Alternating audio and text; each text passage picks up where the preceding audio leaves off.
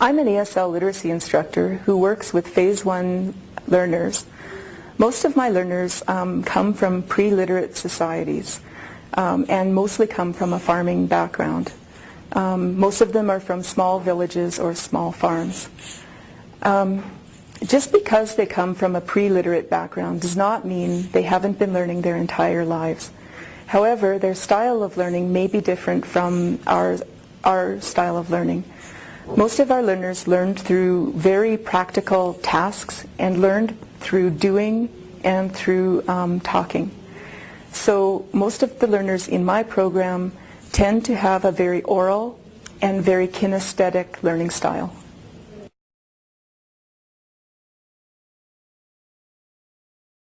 So the first step that I use when I'm teaching food categories is to get the students thinking about where their food comes from and the background they have in producing food in their country. So what I usually do is show students pictures of different food production in their part of the world.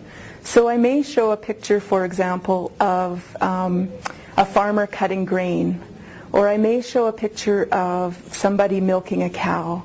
And what I'm doing when I'm doing this is to have the students talk to me about how they gathered their food in their country.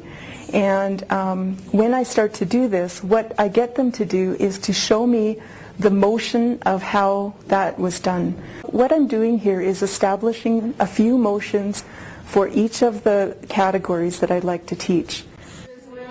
Cut the green, cut the green, cut the green. Here's where we cut the green all day long. There is a way we chop the meat, chop the meat, chop the meat. There is a way we chop the meat all day long.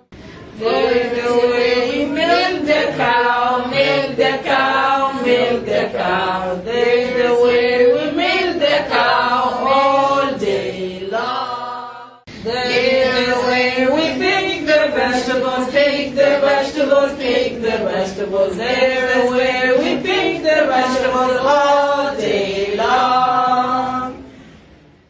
There's the way we pick the fruit, pick the fruit, pick the fruit. There's the way we pick the fruit all day long.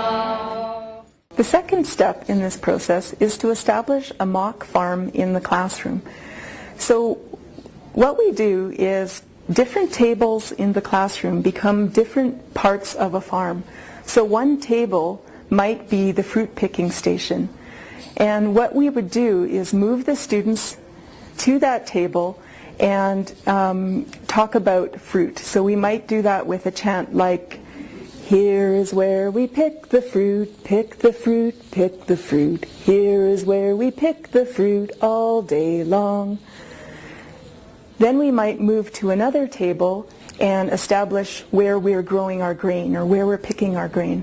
And we might say something like, this is where we cut the grain, cut the grain, cut the grain. This is where we cut the grain all day long. The third step in the process is to have the students then begin to categorize realia in the classroom, like actual food items, into the different places in the classroom. So they might take the orange to the fruit picking section, and they might take rice to the grain growing section. The fourth step in the process is to begin to move the students away from the physical movement that we've been doing in the class to a more academic kind of exercise that will lead them into the literacy portion of these tasks. What I have the students then do is to physically move pictures within the categories that we have established. So the grain, the milk, the fruit and vegetable, etc. categories. So they'll be physically moving pictures under each of the categories to begin to learn about columns and rows. The fifth step in the process is to add the reading component into this activity. So what we have the learners do is to begin to match words to the pictures within their categories. Okay? All of these are vegetables. What's this vegetable? Onion. Onion. What's this vegetable? Tomato. What's this one? Carrot. What's this one? Lettuce. Potato. So all of these are vegetables. So what we do then is have the learners orally say the words that are in each of the categories and then find the words and physically move them over to the picture based on first sound.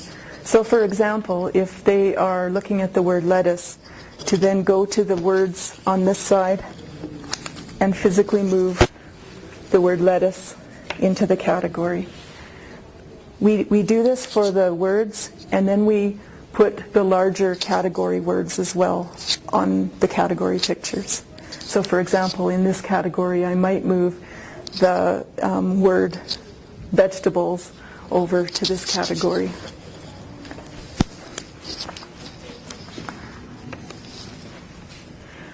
I've made the word vegetables larger and in a different color to help the students understand that this is a different class of word. It's the category rather than the examples within the category. Who can find the word vegetable? Okay, good.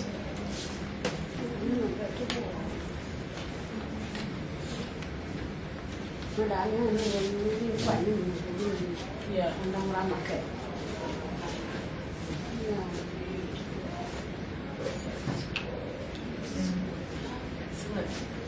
Okay. Sarjan, what's this one? Potatoes. No, potato. Potato. Yeah. Can you find the word potato? No.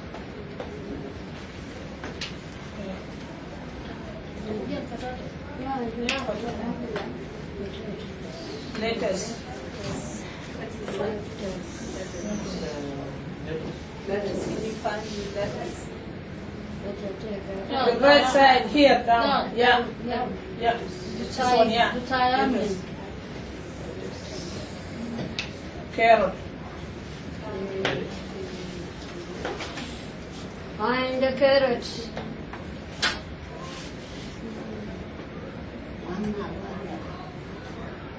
Yeah. Good. So the important point to remember is when introducing a new piece of learning, a new concept, new vocabulary, is not to begin with something on paper, not to begin with a paper or a picture dictionary or written exercises, but instead to back up and begin introducing new concepts through physical movement combined with oral development.